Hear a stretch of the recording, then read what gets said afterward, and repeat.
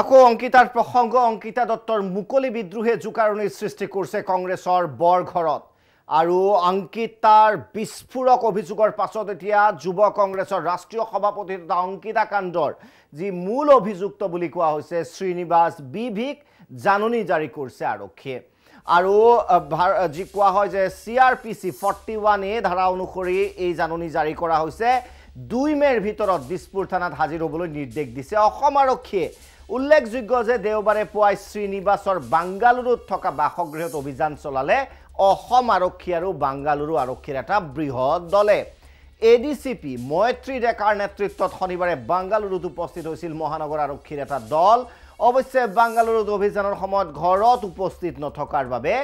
ঘৰৰ বাহিৰত আইনী জাননী জাৰি কৰিছে অৰ্থাৎ থানাত হাজিৰ হোৱাৰ জাননী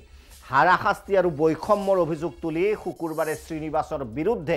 দিছপুৰ থানাত এজাহাৰ দাখিল কৰিছিল অংকিতাই এই সন্দৰ্ভত অংকিতাৰ গুৰুতৰ অভিযোগ দীৰ্ঘদিনে শ্ৰীনিবাসৰ দুৰ্ব্যৱহাৰৰ সন্মুখীন হৈ আছিল অংকিতাৰ এজাহাৰৰ পাছতে তৎপৰ দিছপুৰ আৰক্ষী উল্লেখযোগ্য যে অংকিতা দত্তৰ এজাহাৰৰ ভিত্তিত দিছপুৰ আৰক্ষীয়ে শ্ৰীনিবাসৰ বিৰুদ্ধে অন্য ধাৰাৰ লগতে ভাৰতীয় দণ্ডবিধিৰ 354 ধাৰা গোচৰ ৰুজু কৰিছে তেনেস্থলত অসম আৰক্ষীৰ জাননী জনাই অসমত উপস্থিত হ'ব নেকি শ্ৰীনিবাস এই সন্দৰ্ভত আমি বিশেষ মন্তব্য দেখুৱাম অধিবক্তাৰ কিন্তু এই মুহূৰ্তত আপোনালোকক জনাও যে অৱশ্যে তেওঁ এই যি জাননী লাভ কৰাৰ লগে লগে তেওঁ জামিন আবেদনো কৰিব পাৰিব গুৱাহাটী উচ্চ ন্যায়ালয়ত গতিকে তাৎপৰ্যপূৰ্ণ হ'ব পুনচাতে শ্ৰীনিবাস আসলতে আহিবনে থানালে নে জামিন লৈ জামিনৰ যোগেদি আহিব বিজন মহাজনে কি মন্তব্য কৰিছিল অধিবক্তা আমি দেখুৱাব বিচাৰিছো ইণ্ডিয়ান ইউথ কংগ্ৰেছৰ প্ৰেছিডেণ্টজনৰ বিৰুদ্ধে এই গোচৰটোত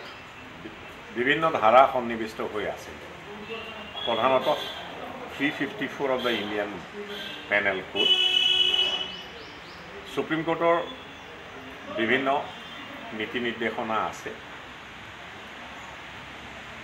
আৰু এই নীতি নিৰ্দেশনাবিলাকত সুপ্ৰিম কোৰ্টে স্পষ্ট কৰি দিছে যে ট্ৰায়েলৰ অন্তত যিবিলাক গোচৰত 7 বছৰলৈকে কাৰাদণ্ডিত হ'ব পাৰে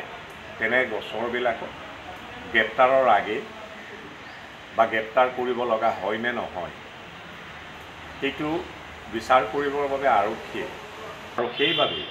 যিহেতু অংকিতা দত্তই যি গোচৰ তৰিছিলে সেই গোচৰত 354 ধাৰা সন্নিৱিষ্ট হৈ আছে আৰু তাৰ কোৱাণ্টাম অফ পানিছমেণ্টটো নিশ্চিতভাৱে 7 বছৰৰ তলত ধাৰ্য কৰা আছে আৰু সেইবাবে এই নোটিছ আৰক্ষীয়ে তেওঁৰ ওপৰত জাৰি কৰিছে গ্ৰেপ্তাৰ হোৱাৰ পূৰ্ণ সম্ভাৱনা নন বেলেবল ধাৰা আছে 354 ধাৰাটো নিশ্চিতভাৱে এটা জামিন অযোগ্য ধাৰা আৰক্ষীয়ে এই 41 কেপিটেল এৰ নোটিছ তেওঁৰ ওপৰত যি জাৰি কৰিছে সেই জাৰি কৰাটো সুপ্ৰিম কোৰ্টৰ নিৰ্দেশনাসমূহৰ ভিত্তিত আৰু নিশ্চয় সেয়া আছিল মন্তব্য কিন্তু আকৌ জনাব বিচাৰিছো যে দুটা অপশন দুটা উপায় আছে এতিয়া শ্ৰীনিবাসৰ হাতত সেয়া হ'ল পুনচাতেই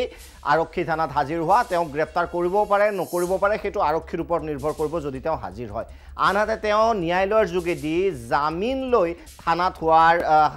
হাজিৰ হোৱাৰ বাবেও তেওঁৰ বাবে ব্যৱস্থা থাকিব গতিকে কোনটো পন্থা গ্ৰহণ কৰে অসম আৰক্ষী কিমান বিশ্বাস কৰে পৰৱৰ্তী সময়ত লক্ষণীয় হ'ব বিৰোধী দলৰ দলপতি দেৱব্ৰত শইকীয়া এই গোটেই ঘটনা সন্দৰ্ভত কি মন্তব্য কৰিছিল চাওঁ ইণ্টাৰগ্ৰেশ্যনটো য'তে ত'তে হ'ব পাৰে তেওঁক যদি তেওঁ এতিয়া আহিবলৈ অসুবিধা হয় মই ভাবোঁ নিৰ্বাচনৰ কাৰণে তেখেতে কেম্পেইন কৰি আছে সেই গতিকে বোধ কৰোঁ অসম পুলিচে তালৈ গৈ ইণ্টাৰগ্ৰেট কৰিলেও একো বেয়া নহয় আৰু দ্বিতীয়তে এই কথাটো বহুত চাবলগীয়া মই ভাবোঁ যে আমাৰ ৰাজ্যত চব নিবনুৱা বহুত আছে এই নিবনুৱাবিলাকে মহাৰাষ্ট্ৰ কৰ্ণাটক পশ্চিমবংগ নতুন দিল্লী হাৰিয়ানা বিভিন্ন ৰাজ্যত গৈ ছাৰ্ভিচ ইণ্ডাষ্ট্ৰীত কাম কৰি আছে আজি অংকিতা দত্ত ডাঙৰীয়ানীৰ যিটো অভিযোগ এই অভিযোগটো সত্যাসত্যটো প্ৰমাণ কৰিবলৈ আমি যাব লাগিব ছত্তীশগড়ৰ পৰা প্ৰমাণ নোহোৱাকৈ যদি গ্ৰেপ্তাৰ কৰাৰ নিচিনা কৰে তেতিয়াহ'লে কৰ্ণাটকত কাম কৰি থকা অসমীয়া যুৱক যুৱতীসকলৰ বাবেও কিছু চিন্তাৰ কাৰণ হ'ব বুলি ভাবোঁ যদি ভুৱা অভিযোগত তেওঁক গ্ৰেপ্তাৰ কৰা হয় কাৰণ ইয়াৰ পূৰ্বে জিগ্নেশ মেৱানীয়ে গুজৰাটী ভাষাত কিবা কৈছিল